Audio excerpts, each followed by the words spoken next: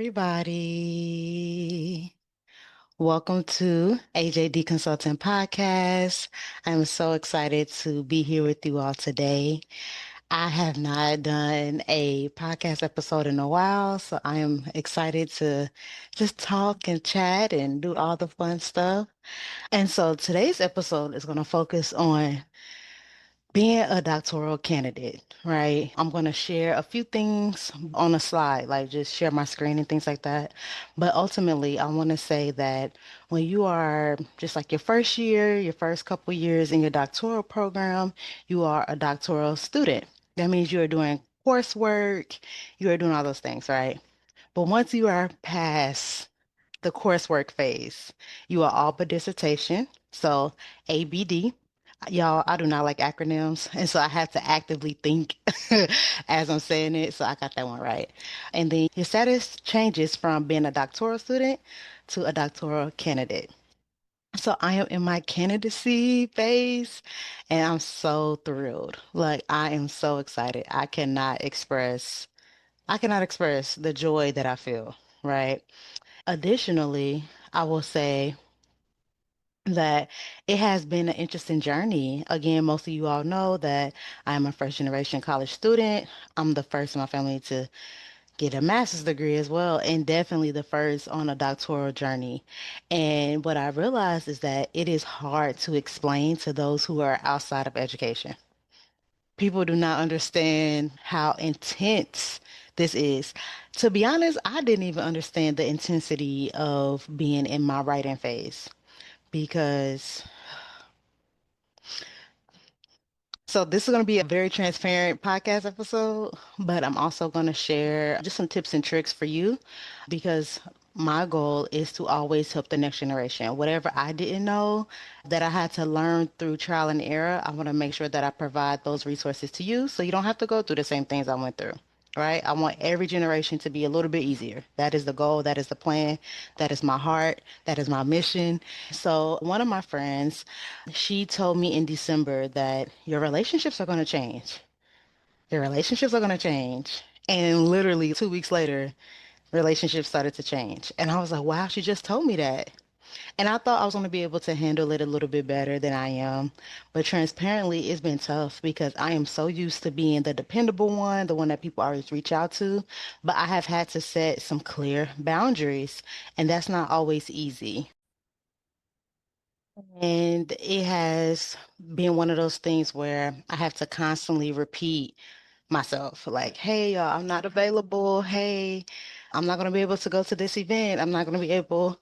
And again, it's hard because I'm one of those people, like, I want to be present, like, I want to be active, I want to be engaged. But right now, I am learning the valuable lesson of boundaries and putting myself first. Ultimately, I will say self-preservation because the amount that I read and write is insane. And let's go. Let's get into it. And so for those who don't know what a dissertation is, it is a pretty much I want to simplify it because again, I want this to be used across the board. Anybody who is listening, no matter what your educational status is or whatever, I want you to be able to understand what I'm saying.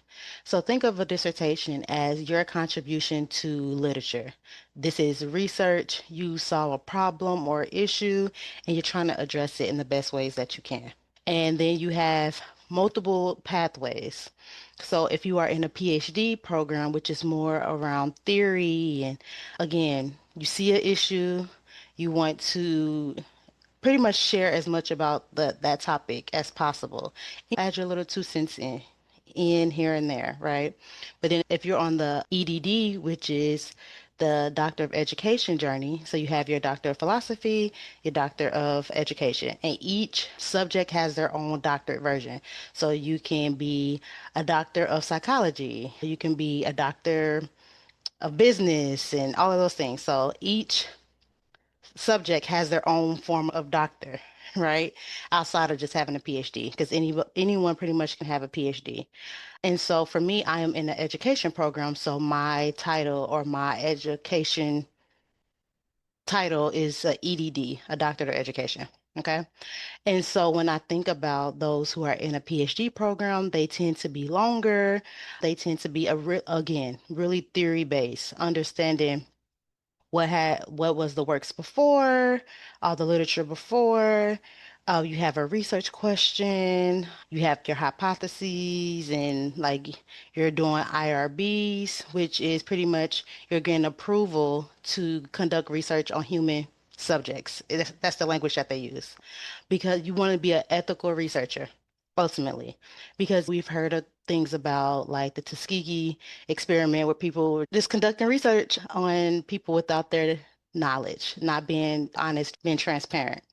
And that's just one example. There have been plenty other examples of people experimenting on others without their knowledge and without their permission and consent and all those things. For those in a PhD program, you have to get an IRB, get that approved before you can collect any data. And they have chapters, right? So you have chapter one, which is your introduction. Chapter two typically is your literature review. Again, what does all of the past research say? And then you have all your other sections. I don't remember off the top of my head, but I can really look it up really quickly. But I do know that you have your research methods, you have your discussions, you have your findings, you have your data collection. I said those out of order, but you have all of those components, right? And so then here we go over to the EdD portion of it all, specifically my program. I can only talk from what I know in my specific program, which I go to Nova Southeastern University. And I am in, again, an EdD program, which is more practical based. You see an issue at work or any other organization that you've worked at, and you want to find a solution for it. And this research pretty much starts off a little bit broad. So you have a broad and then it kind of narrows down, right? And you may go in with a thought process and you come out and you look at your research, you're like, oh, that's not what I thought I was going to be focusing on. Think of something that is immediately applicable. Like it is very practical, especially if you're in a leadership position within your organization, you get to implement things a little bit quicker versus again, the PhD is more theory. Yeah, more theory based. That's just the easiest way that I can explain it without going into all of the details. So again, I'm in an EdD program and I am not doing your traditional dissertation. I'm going to share my screen with you really quickly. With my program, they have two options and they call them your capstone options. And within the capstone options, so you can do an applied dissertation, which is a traditional 5 chapter dissertation, and it can be completed concurrently with coursework. And then you have your strategic research project, SRP. Okay, and so when you look at the applied dissertation, it says it could take 1 to 2 years to complete. You start in your fifth term. Again, you could take it while taking your coursework. It's self-paced. You have to develop your own timeline with your dissertation chair. There's a research problem, an issue, concern, hindering overall effectiveness of an organization or individual. And then the support facilitated by a dissertation chair and committee member. Selection is based on an area or topic the student is passionate about investigating. IRB, which we just talked about, so I'm happy I was on target. IRB approval is required prior to collecting data and approaching participants. Misconceptions is that it is longer, harder, and more expensive. All right. And so then we go over to the SRP. SRP, a strategic research plan, is a strategic action plan for future implementation, right? You must complete all coursework before starting, and it is 2 courses and at 6 credits each. This is best for leadership roles that require strategic planning, any job where research literacy is important, but you will not be expected to lead a research study.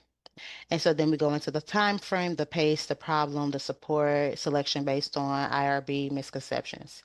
So it starts in your 8th term upon completion of coursework, and it is completed in 2 terms. It is time intensive, fast paced, with strict deadlines and mandatory Zoom sessions. The problem, a research problem identified via a SWOT analysis. And then it is facilitated by one SRP faculty member. And it says the course has no more than 8 students. That's not necessarily true. It really just depends on the size of your cohort. And then the selection is based on a SWOT analysis, must be working in or previously affiliated with an organization. IR, IRB approval is not required. Data generated through matrices. And then misconceptions. It is easier, it's faster, it's cheaper. It does not include research. And I can tell you, because I am on the SRP track, it is not easier. It includes tons of research. I could tell you right now that my family is looking at me because they're like, "You're on the computer again?" Yes. "You're up late again?" Yes. I'm like, every paragraph has to have at least 2 citations.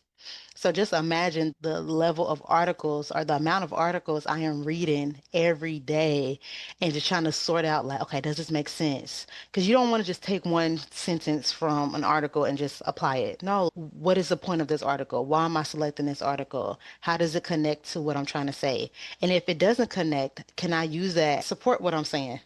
So even as you're writing, you have to be strategic because just because a research topic is out there and it's on your topic, it may not be related. Does that make sense? So I'll give an example. So I'm kind of focusing on retention in the workplace, right?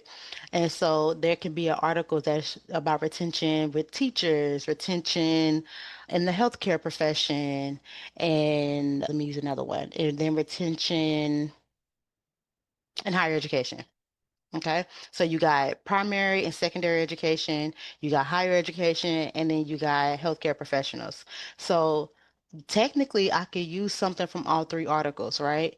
But what I have been doing is saying that retention is an issue across industries. And I can say that confidently because I just looked at articles about teachers, about higher education, about medical professionals, right? So I can use those 3 articles to support that claim or to make my claim even more, very strong, right? But then when we start to get into the actually reading the articles in depth, the teacher one may not be as applicable to the organization I'm focusing on, right? Or higher education may not be the focus. And so again, you have to be strategic in how you want to use the research that's already out there because you're going to need it in some capacity. It just, you have to figure out exactly how you're going to use it. And that is something that I have learned during this time because, y'all, when it said misconceptions, I came into it knowing like, okay, this is going to be easier because this is what I want to do. I want to go into organizations, give them feedback, and move on. Y'all know I'm already doing consulting. This has been a goal of mine for I would say about 4 to 5 years now, once I realized what I wanted to do. And it took me some time to figure that out because I come from a higher education background. I thought I was going to stay in residence life, working in the residence halls, working in the dorms. I thought that was going to be my journey. But when I realized I actually liked management and I liked a lot of leadership, just classes and information. And when I was working at one institution, we got 6 credits free of education. So even though I was enrolled in a school, but not in a specific program, I was just taking classes one-offs. And I realized, okay, I'm taking all these classes in leadership. I even took a web design class. I was just taking all these things, and I really liked the leadership. So I was considering doing management. But then I was like, no. But I took a consulting and project management course, and that was perfect for me. That was perfect. I ended up completing a certificate program. It was in evaluation and meta evaluation. So I was like, you know what? I want to go ahead and pursue my doctorate. And I was looking for programs. And the only reason, I'm telling you, the only reason I chose NSU was because of their strategic research project. I knew coming in, I wanted to do the SRP. That is the sole reason why I selected NSU because I didn't want to go to another private school. And if I could get my degree 100% free, I would have. But I'm like, no, they have a path that truly aligns with everything that I'm doing currently, that I've done in the past. It just felt right. And then when I met my admissions counselors, they had like sessions going over pretty much this. I kept saying, this is for me, this is for me. So I already came in my program knowing this is what I wanted to do. I knew that I could use it in the future. I wanted to use it in the future. I had all of that. But what I did not know is the pace. Like, yes, they say it's time intensive, but it really is. Like, I have assignments every 1 to 2 weeks sometimes.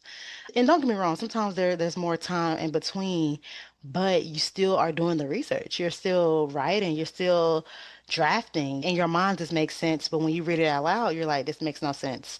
And then you have mandatory Zoom sessions, so you're trying to make sure your schedule is available to be present for those. And then we get recordings and we get PowerPoints going through the template because it is a template. You cannot deviate from the template. It is exactly how it is. And you have to repeat yourself sometimes. I don't like to repeat myself. So I'm thinking like what I said was implied. If I'm talking about sustainability in this paragraph, if I use it or they, I am referring to sustainability clearly, right?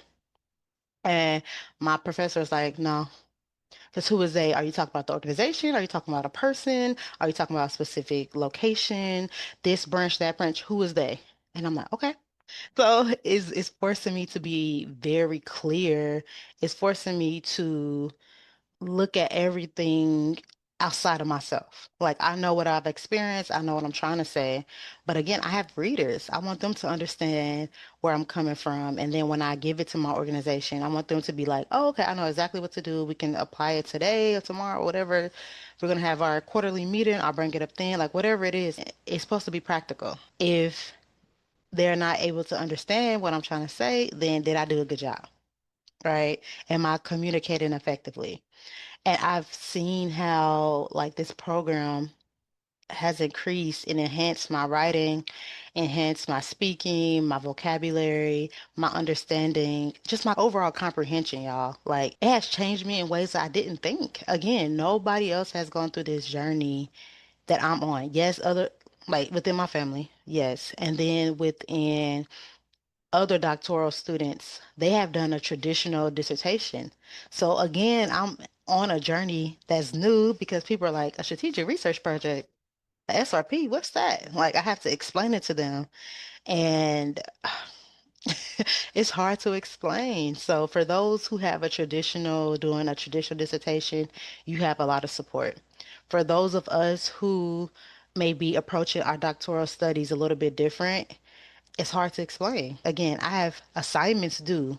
So for this semester, we have 6 assignments. We have the SRP is split up into parts. So you have part one, you have part two, then 2A, 2B, then you have part three, you have part four. And these are all spread out within 6 assignments for the semester. Okay. And so again, you know how the dissertation part said, oh, it's you kind of create a timeline with your dissertation chair with the SRP. When it says it's fast paced, it is fast paced. And for someone like me who had so many personal transitions during this semester, your girl is going through it. I'm going through it bad. And I'm smiling saying it, but again, I have to be honest, like it was not as easy as I thought. But I also knew staying in my previous situation wasn't going to work for me either. So either way, I was going to struggle. So I'm like, do I want to struggle with support or do I want to struggle without support? And I'm like, I would rather struggle with support. And I have been very communicative with my professor. Like sometimes I have submitted some assignments later than I would have liked. But just the reality of my situation is like I have to submit this late. But I'm back on track, y'all. I'm on track because y'all know I don't play about school. So I have been on track. It's one of those things where after you complete an assignment, you feel great. Like it's a rewarding experience because you're like, okay, I'm one step closer to graduation. I'm one step closer to becoming a doctor. But when you're in it and you're reading all of these articles and you're trying to get your sentences to make sense and you're trying to put words together and you want to keep using the same words over and over. I keep saying my organization or the company or this organization. Should I say my or this? Like it's those small details, right? Or again, you're repeating yourself and you're like, oh my God, I just said this already, but I guess I have to bring it up again. My first assignment was due, I want to say January 19th. I have submitted. four other assignments or about four assignments total. And I am like, I'm maybe at 60 plus pages done. And I'm like, wow, in this short amount of time, I've been able to write so much. And so when you see your progress, it makes it better. And even during our Zoom sessions, my professor is very structured, and I appreciate that because he is no nonsense. He knows exactly what he wants. He tries to be as clear as possible. He's very, what's the word? He has like pretty much an open door policy, which I appreciate because you kind of text him, be like, "Hey, can we meet at this time?" He's like, "Yeah, great. Yeah, sure." Like he wants you to ask questions. He wants you to be engaged. And I have done my best to stay engaged as possible. Even in class, I ask a question, I answer questions because I'm like, this is my experience. And for those who are considering any doctoral program, remember that this is your experience. So you can, at first I had the attitude of I just want to do my classes and be done. Like I don't want to really engage with people. I always start like that. That's one thing about me. Like I know myself really well. I'm one of those people, I just want to put my head down and focus. All the other social aspects of it, I just kind of tune those things out because I am here for a reason. I have a goal in mind. I'm trying to accomplish that. But at the same time, when stuff like this, you need community. You need some type of support system. I don't care if it's one person or 15 people, whomever, however, do your thing, but you definitely need a person or people who understand what you're going through because it is very lonely. It's very lonely. And I will be honest, I feel like I have an ideal situation. Since I've been in school, my life has gone everywhere. I was a full-time entrepreneur. I got a part-time job. Then I had a full-time job. I'm working a full-time job and a part-time job. And I'm at a part-time. I've had it the gamut in 3 years. I have, my life has just done its thing, right? And now I'm in a situation where I can primarily just focus on writing. Some of my peers, they're executive level leaders. And so they are working more than 40 hours a week while writing this. And I have to stop and think and say, you know what? I have the most ideal situation right now. Yes, it's difficult for me to navigate because there are so many changes. Me and change are not friends, but I am trying to establish a relationship with her. I'm like, I ain't going to put in my best efforts. And for me, that takes some time. And I just have to put my head down. And again, this is why I always tell people, I think I said this just a few minutes ago. You have to know yourself. You have to. And in addition to knowing yourself, know that who you are is going to change. How people interact with you, how people see you is going to change. And it's going to be hard, but you're going to get through it. You're going to get through it. You're going to be fine. You're going to be great. Right? I have the best situation. Yes, I may have to miss out on a few family moments, but I'm like, once this degree is over, I am all yours, baby. It's like you have to do what you have to do so you can do what you want to do. I know that sounds so cliche. We probably heard that before, but it's so true. And then I also look at how much time am I spending on other things, right? All right, I'm limiting my social media scrolling. I am an avid YouTube watcher. I need something on. Then I have to stop and process and say, why do I need some noise in the background? I need quiet. Because at one point I was feeling like I was going on an information overload. I'm like, I'm getting too much information. It's just too much new knowledge, just too much information. My brain is going to explode. But then I'm like, you're doing that to yourself, so turn it off. So what I'm saying is whatever you can control it. And I have been listening to my body more. There are times where I'm like, I need to be writing, and my body's like, take a break, go to bed, take a nap. And I'm like, no. But now I just kind of take a nap. Like I am in the season where I am not fighting it anymore. And I know I needed to learn this lesson. And it's interesting that I'm learning it through my doctoral journey because I didn't think I would learn this lesson. I just thought it was going to be easy. Like, okay, I'm just going to write. But no, baby.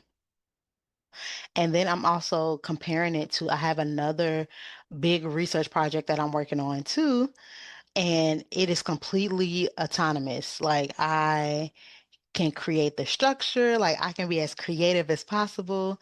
And so I'm seeing the difference between how structured my SRP is and then how free flowing that this other research is. And I was like, you know what? Even though it is hard to do both, I needed both because I know I need structure to graduate, right?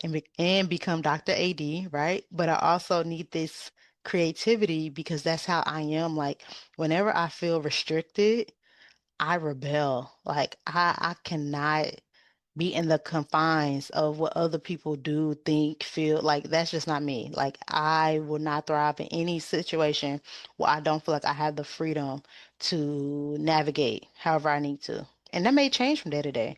But so now having these two different types of research projects, I feel like I got the best of both worlds. Like I know what it's like to really focus in and get these things done, meet these deadlines, but then I'm also like, I could read some articles over here whenever, and oh, I'm gonna write a sentence today because I just thought of something, and that part is fun.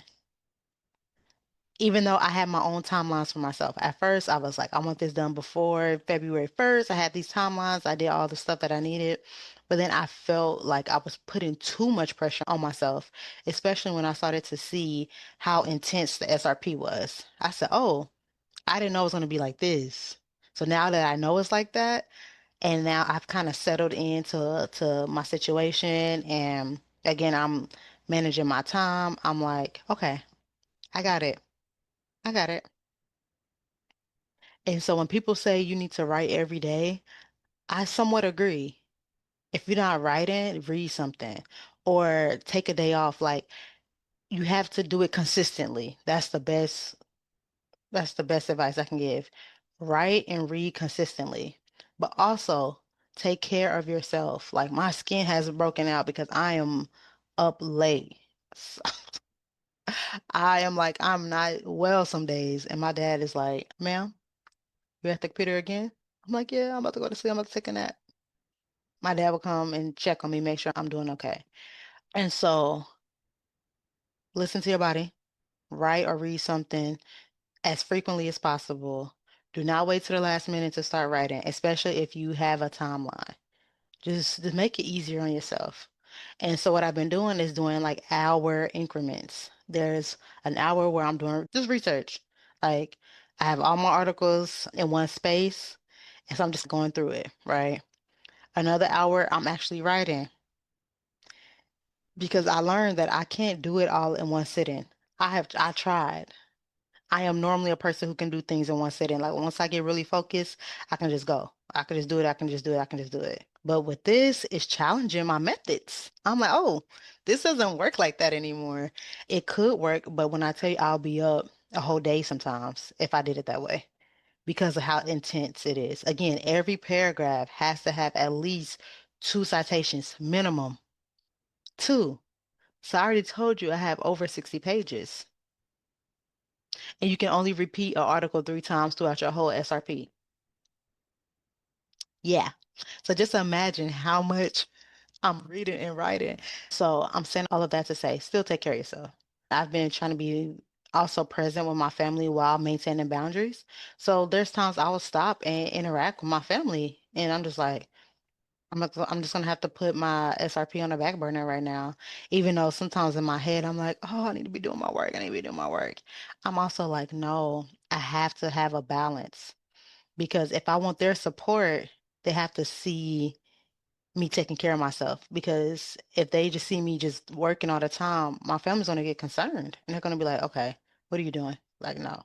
But also at the same time, explaining to them that this is a temporary thing. This is a goal for now. The more that I get done today, the more free time I can have for y'all tomorrow. And so you just have to balance it in whatever situation you're in and be consistent with it and stand firm on your boundaries. Like there are a few times that I kind of reduce my boundaries to spend time with my family, but I make sure I made up for it the next couple of days. And that's kind of what you have to do. Like I hope that makes sense. I hope I'm not sounding contradictory at all, but you have to do you have to write. You have to get it done. Like I didn't come this far to turn back. Like there have been days where I was like, yeah, I don't want this anymore. I'm ready to quit. But then my family again have support. So they're just like, no, you're almost done. Like, don't give up. You can do it. I know you can do it. So like that's always rewarding. And I know I can. Sometimes I just be being lazy. Like, I'm gonna be honest. Some days and I know this is not good. And the reason that I actually love the SRP too is because it teaches you discipline. I'm a person, I need to be motivated, but you're not going to be motivated every day. Like, we have to be honest. You're not going to be motivated every day. So when you're not motivated, that's where discipline comes in. And so this is forcing me to be disciplined. Yeah, I don't feel like it, but it got to get done. And then, like, I'm just proud of that. Like, you guys should have saw me the beginning of February. I'm like, I wrote 39 pages on one assignment. And I'm like, never. I was distraught, distraught. And then every assignment, my professor would give me feedback. And I'm like, I see red on my paper. I see notes. I see comments. I thought I did a good job. So then every new assignment, every new part, again, the SRPs in parts, not chapters. So every part, you have to submit the part along with your edits. So you're doing two things. You're doing the actual assignment and then you're editing at the same time. Every submission. And part of those edits is adding new terminology because we have a space where it's called relevant terms. So you're adding new terminology. So you gotta look at that. You're adding new references. Whatever you type in the page, you want to make sure it's in your references. So yeah, it's been a journey. And when I say it is research intensive, baby, again, two citations per paragraph. So yeah, I didn't think it was going to be this intensive, but it definitely is. It is no joke. And I have a nice amount of free time and I'm still struggling. So I cannot imagine again those who are working 40 hours or more than 40 hours. Like, no, there is a way. There's always a way. There's always a way. I want to be very clear. Very clear. It's always a way. But you just got to find out what is your way. And that goes to all doctoral students. I don't care if you're doing an SRP, a traditional dissertation, an applied dissertation, all of that. I don't care. You have to figure out what works for you. And always remember to take care of yourself. Before I get off of here, I also want to share the community, kind of going back into that community focus part, like having to explain this process to people. People haven't completed things or accomplished certain things. They don't always understand what it takes to do so. And it's no slight to them. That's just the reality of it. And I think this is where we have to remember the promises that we make ourselves. Like I look at my own life. When it comes to other people, I try to do my best. I try to follow through. I try to be dependable. But then I have to say, am I doing the same things to myself? Am I being reliable to myself? Because I will set a deadline, then I'll be like, oh, I can push it back. Like when it comes to me, I put myself on the back burner. When it comes to other people, I try to rush and respond and do all of that to them. And I'm like, no, that has to stop some way, somehow. It's so funny how your academic life can bring out so many other things in your personal life and it helps you grow in that area too. It's so funny because you sometimes you think those things are separate. Like I have my academic life, my personal life, my professional life. No, they are all intertwined sometimes. And it has been such a learning experience for me. Again, I'm not just learning through my articles and all the stuff that I'm researching and writing about. I am learning about me more. Learning about, again, I can do this. I am doing this. I'm excited to do it.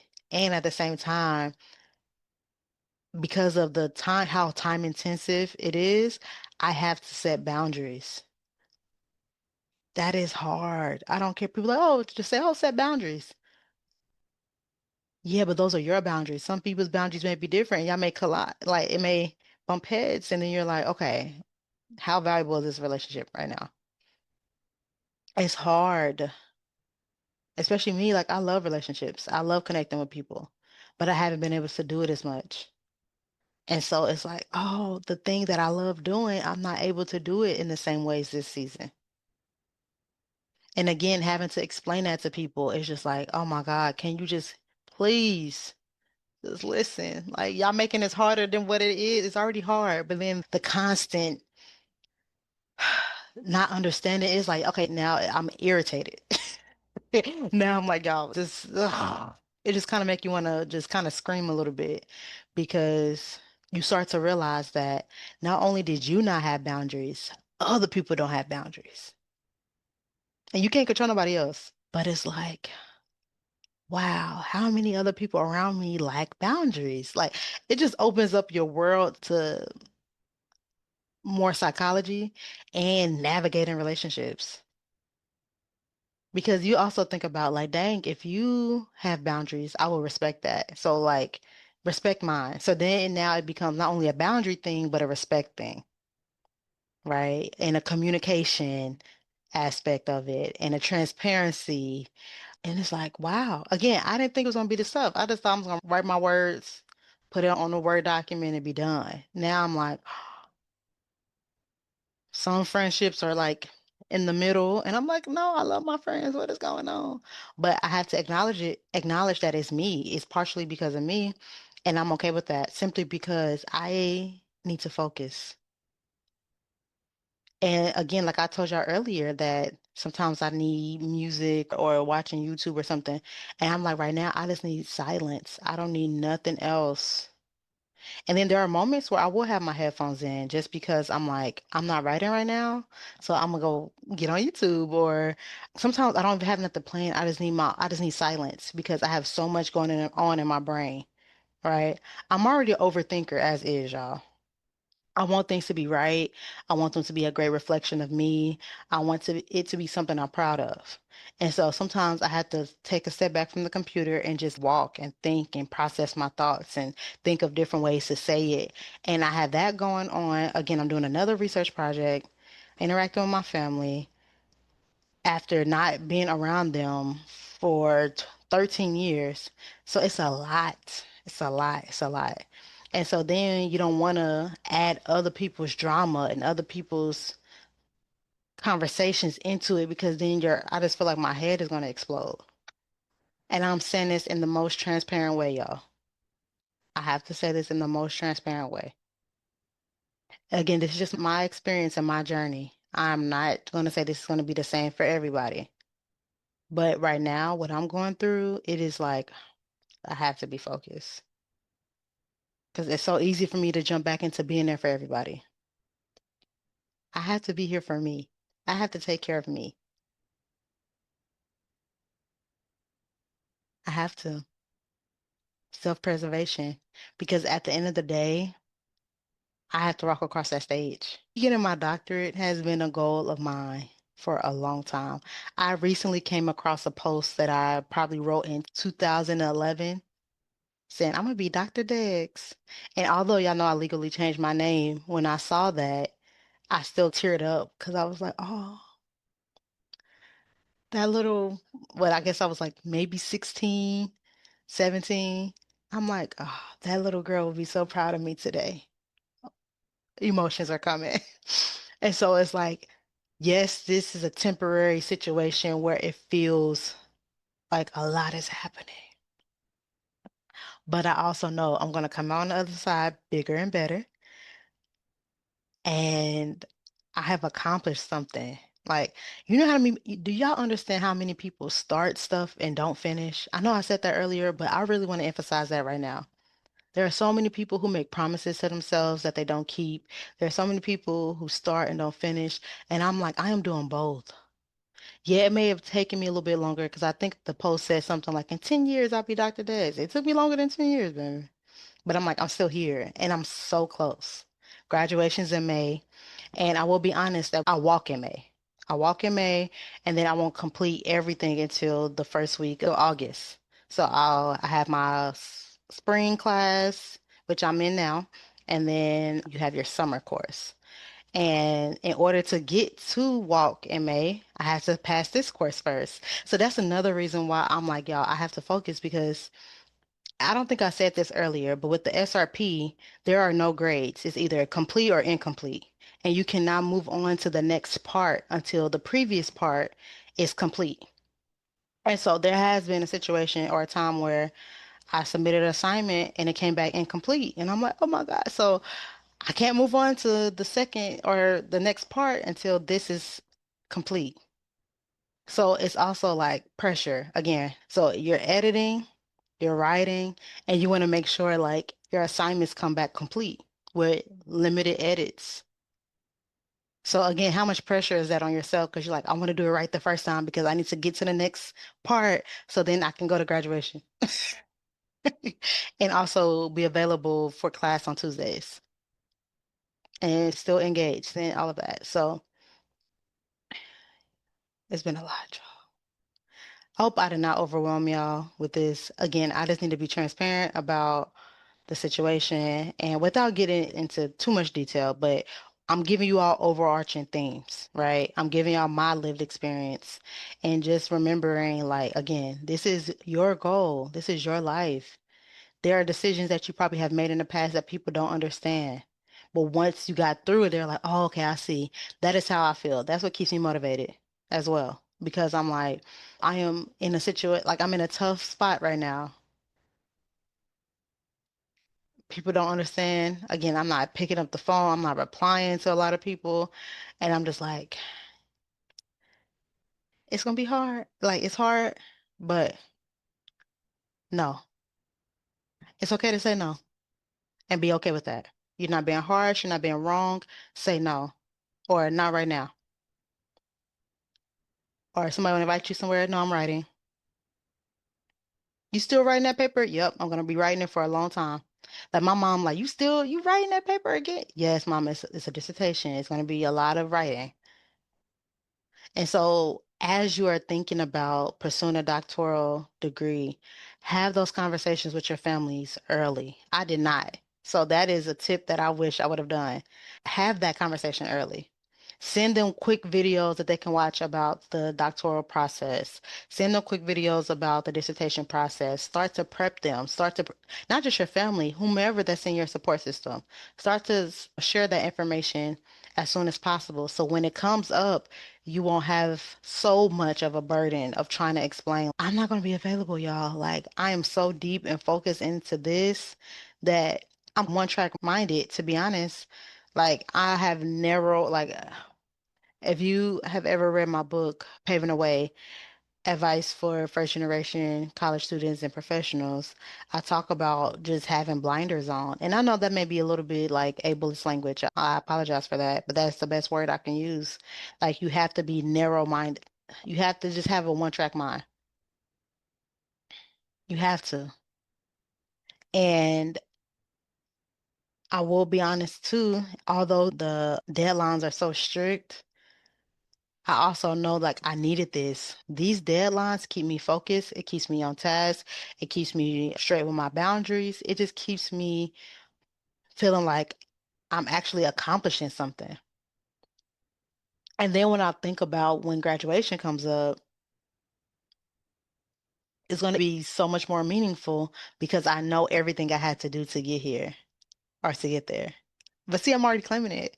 So thank you all so much for listening to this episode. I didn't think it was going to take this long, but again, I haven't done a podcast episode in like a month and a half-ish. So I definitely wanted to go through that.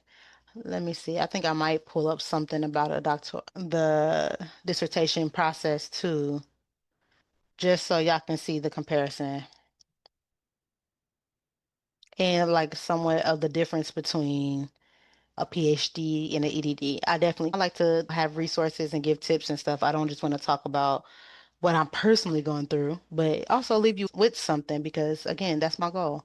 So again, pretty much showing you what is a PhD, Doctor of Philosophy, as I said earlier, is the highest level of education a person can achieve in any given discipline.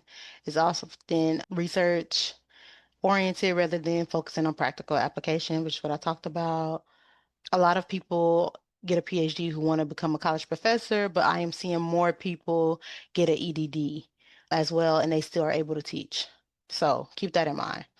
Some people with EDDs are more in like leadership roles. If you're going to stay in higher education, they may be a dean of students, they may be a dean of academics, or they are provost, a vice president, all those things. And so when it says, is a PhD or EdD right for me? It says the PhD focuses on expanding new theoretical concepts and knowledge in order to solve problems, whereas an EdD focuses on how to apply research to solve problems. That is a key difference. I probably should have started with this, y'all. And so some EdD degree options, it can be in organizational leadership like myself with a focus on higher education, on K through 12 leadership. You can do it in special education, and then with the PhD, it could be general, and then you can have your concentration. So I hope that was a little bit helpful because, and there's so many websites. Like literally just typed it into Google, and again, professional degree designed for practitioners pursuing educational leadership roles. A PhD in education, on the other hand, is designed to prepare graduates for research and teaching roles. So they have it here specifically for Northeastern University. So PhD, academic degree designed to prepare graduates for research and teaching roles, which I just read, leadership roles. So focuses on research alone, focus on research and application, requires a residency. The PhD does not require a residency. And so, as you can see, different programs have different requirements. That is that. And then let's get into the dissertation process. So you have your title page, your abstract, table of contents, acknowledgement, introduction, literature review, methodology, results, discussion, conclusion, recommendations, appendices. That's fairly familiar to what I know.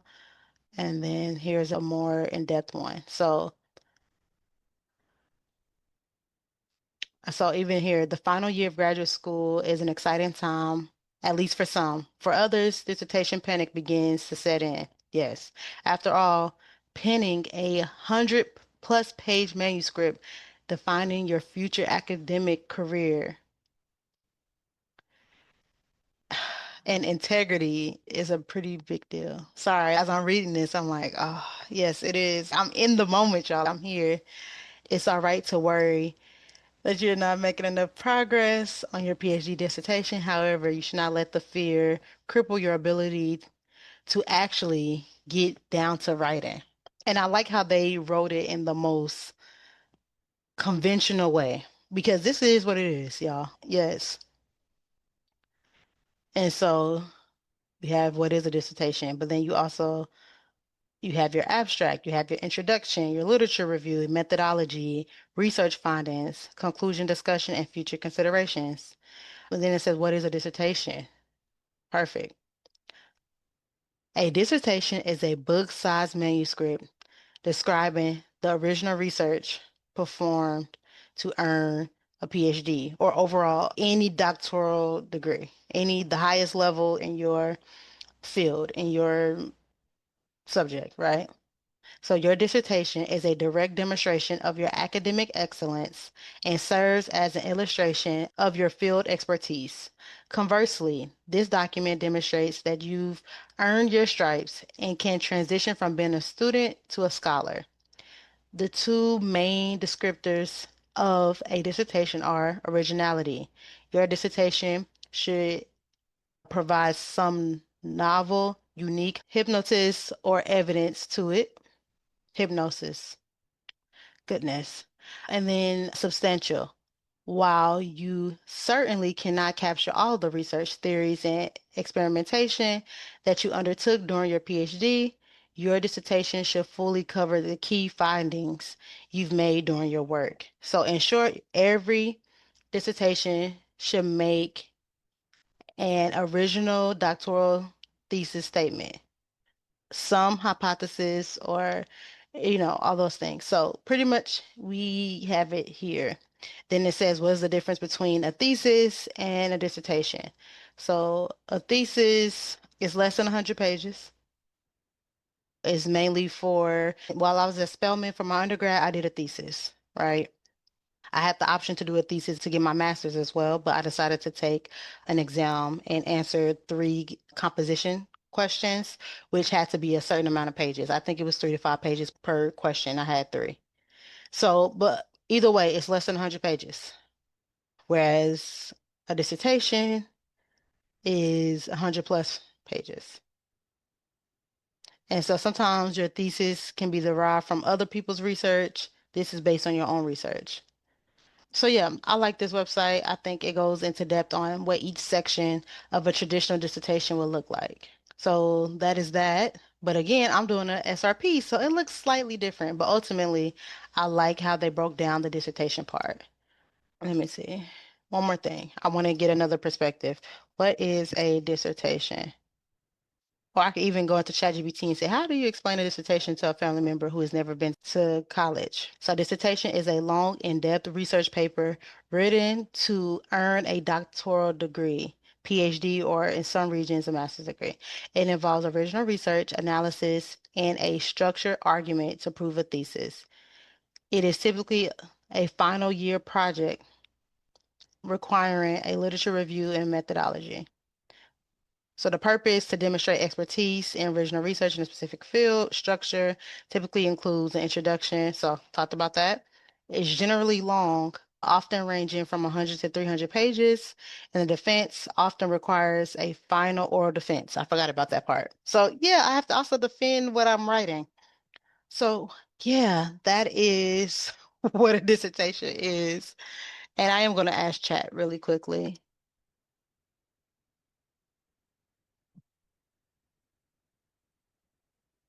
Yeah, thank y'all so much for hanging with me. I clearly had a lot to say. I did not have a script for this today. I literally was just like, I just want to talk. I don't have a script. I'm just going to say what's on my heart. So I apologize if I was kind of all over the place. How can I explain the dissertation process to family and friends and those who have not?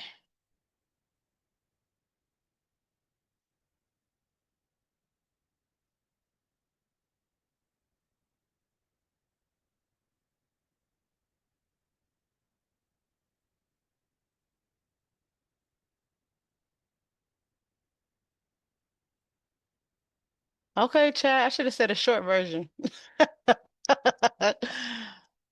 All right. So let's go look at what chat. So I did in the most simplified way. Like I didn't make my writing all academic and great and formal. No, let's get to business, right? So explaining the dissertation process to people who have never gone to college can be challenging because the process is very different from typical school assignments. The key is to translate it into everyday language and relatable examples rather than academic terms. Here are several ways you can explain it clearly. One, the simple explanation. Best for most conversations. A dissertation is a large research project that doctoral students complete at the end of their program. It is similar to writing a book where I study a specific problem, collect information, analyze it, and present my findings to contribute new knowledge to my field. I like that. This helps most people understand that it's more than a paper, it's an original research project. Okay? Y'all also have not done this part before, so I'm happy to see what chat says. Two, compare it to solving a big problem. Many people understand problem solving, so this analogy works well. A dissertation is when I identify a real world problem in my field, study it in depth, collect evidence, and propose solutions or insights. It is a final step before earning a doctorate. I think this one best applies to the SRP, which is, I'm going to use this later, right? This frames you as someone investigating and solving a problem, which is easier to grasp. Three, compare it to building a house. For those who don't know, I am in that realm. I am a licensed realtor. And so maybe talking about it from a house perspective would be helpful. So again, they say analogies can be helpful. And you might say first, I chose the land, which is the research topic. Then I created the blueprint, which is the research proposal. Next, I gather materials and build, which is collect the data and analyze the data, right? Finally, I present the finished house for inspection, defend the dissertation to a committee. Again, this is more so for the traditional dissertation. not the SRP. I want to be clear. I want to keep making that distinction because the SRP is a newer form of a capstone. Every institution does not have what I'm talking about. So for a traditional dissertation, this is the process. And so it broke it down. I like that. Four, explain the steps in simple language. You can break it down like this. Choose a topic. Identify a problem that needs more study. Review existing research. Read what experts have already written. Design a study. Decide how to collect information or data. Conduct the research. Gather and analyze the data. Write the dissertation. Present the findings in a long research document. Defend the work. Explain and defend the research to a committee of experts. Okay. Five, emphasize why it takes time. Many people, why dissertations take years. Again, in my situation, it takes 9 months. And so I also have been thinking about my SRP as I am producing a baby. Like this, again, I am incorporating so many other aspects of my life, like things that are outside of this consulting, outside of higher education. Like I am also a birth worker. Like I said earlier, I am a realtor. I am a serial entrepreneur, like all of those things. And so they are all coming out. And it's so funny because I didn't think that would happen. And so again, to remind myself, I'm like, I am about to produce a baby. This is 9 months of me working hard and then you are seeing it grow. So like I told you, when I first started, maybe my first assignment was like maybe 10 pages. Then by the second assignment, I was at 50. No, my paper has to be more than 60 pages. It has to be. But either way, I'm like, I'm looking at the pages grow. And then when you look at it from a baby growing perspective, first they're just this little size, and then they're starting to grow their organs and get their limbs, and they're just getting all these things. And so that is kind of how I feel. Okay, but let's go back. So, why it takes time? A dissertation is not just writing. Most of the time is spent reading research. Oh my goodness. Designing your study, collecting data, revising the work multiple times based on feedback from professors. Didn't I say all of this? Again, this was my first time putting this into chat, which my chat, I'll call her Lauren, Lauren with the Y. So, like Miss Lauren Hill, right? So, this is literally what it is. A dissertation is not just writing. Most of the time is spent reading research, designing the study, collecting data, revising the work multiple times based on feedback from professors. Okay, six, a short version you can use often. If someone asks casually, I am finishing my doctorate and the dissertation is a final research project. I am studying a specific problem, collecting evidence, and writing a large research study that contributes new knowledge to my field.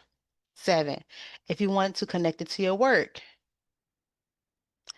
since you are finishing up your EdD in organizational leadership, you might say something like, my dissertation focuses on studying challenges inside organizations, identifying ways leadership and strategy can improve how organizations operate and support, whatever.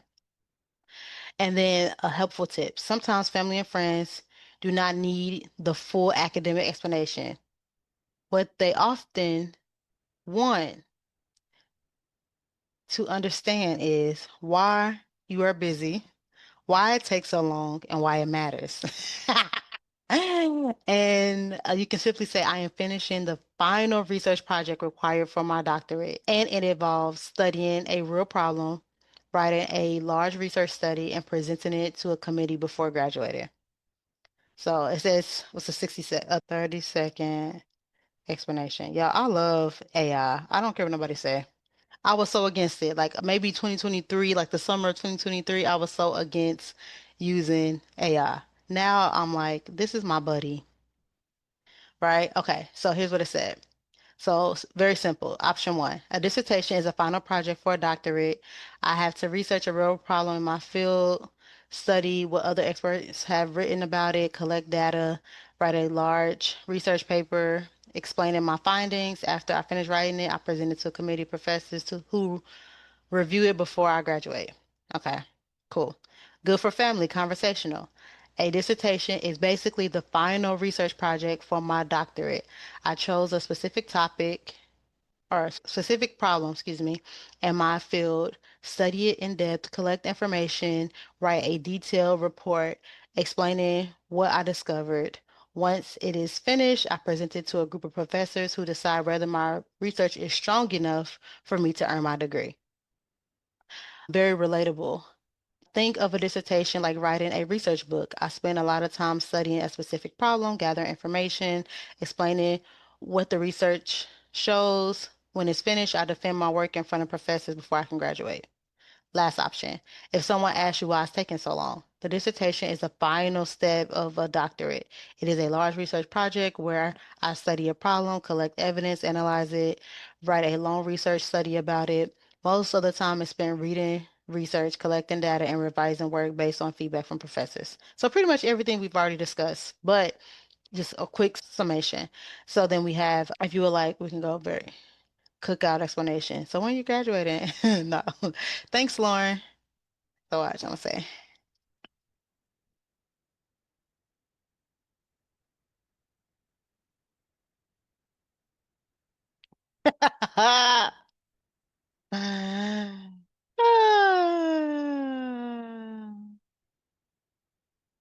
Goodness. So there we go. There we go. So yeah, it says even here, finishing a doctorate requires discipline, resilience, and long-term vision. I am very proud of you for pushing through the doctoral process. It is not easy, especially while balancing everything else that you have going on. Finishing a doctorate requires discipline, resilience, long-term vision, and you are clearly demonstrating all three. And ask me if you ever need help with something, like, girl, I got this. Thank you. And keep going. August will be here before you know it. So yeah, that is that. There was something else that I wanted to say, but I slightly forgot. But I think it will come back to me shortly.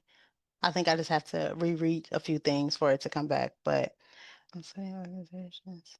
But yeah, y'all, that is pretty much what it is. And again, I'm grateful for the journey. It's definitely been a journey, and I'm going to continue to be on the journey and give y'all updates because, again, it is not what I expected. So I am learning at the same time. So yeah, please share this video with your family and friends. Share the resources that I also went over today because that is needed. Oh, it's so needed. And I will be honest, time is going by pretty fast. Like we're already in mid-March. I'm recording this on March 11th. Early in the morning. It is 1, 2 in the morning, depending on where you are. So you got this. You got this. I really wish I could remember what I was going to say, but I'll probably put it under a post or something like that later. But I have enjoyed this time with you all today. Please, if you know anybody who is in the doctoral program in general, please show them some grace, give them some love, respect their boundaries, keep them in your most positive thoughts and your prayers. Whatever you do, think about them and just send them positivity. That's all. Like family and friends, I will say, again, just be present. Be there for them in the ways that they receive it, not the ways you want to be there. That is very important. We have to learn that. Like, you know, how people say you treat people how you want to be treated. Yes and no. I think that is the most ideal way. And I think that is the right thing to do as far as just showing people just respect. Always respect people. I don't care who they are, what they are. Respect is number one, right? But also know that people receive love differently. That's why people talk about love languages. And love languages happens in friendships, in community. So you may be thinking, I need words of affirmations, where today I'm just like, I just need you to wash the dishes. Like I just need an act of service. Like I don't need no words of affirmations. And I think that applies in friendships.